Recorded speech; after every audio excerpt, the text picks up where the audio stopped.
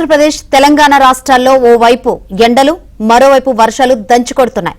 పంట చేతికొచ్చే సమయంలో వర్షాల రాకతో రైతులు ఉక్కిరిబిక్కిరవుతున్నారు. అప్పుడే ఎండగా ఉన్నట్లుండి ఒక్కసారిగా వాతావరణం చల్లబడుతోంది. రాత్రికి హైదరాబాద్ లోని పలు ప్రాంతాల్లో ఈదురుగాలులతో కూడిన వర్షం పడింది. బేగం బజార్, కోఠి, బషీర్బాగ్, నాంపల్లి, లబ్దికపుల్, ట్యాంక్బండ్, అమీర్పేట్, ఖైరతాబాద్, పాట్నీ, మారేడుపల్లి ప్రాంతాల్లో రహదారులు జలమయమయ్యాయి. రోడ్లపై వరద నీరు చేరడంతో వాహనదారులు తీవ్ర ఇబ్బందులు పడ్డారు.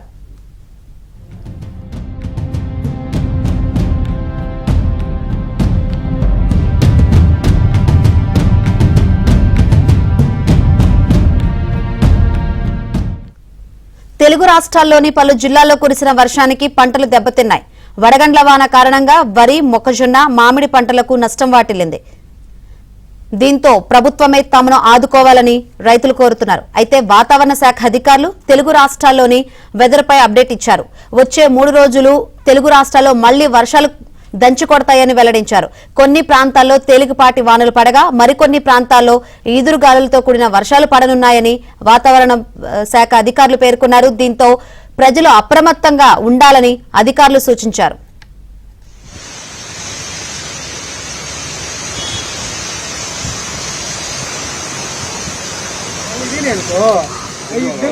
అందరూ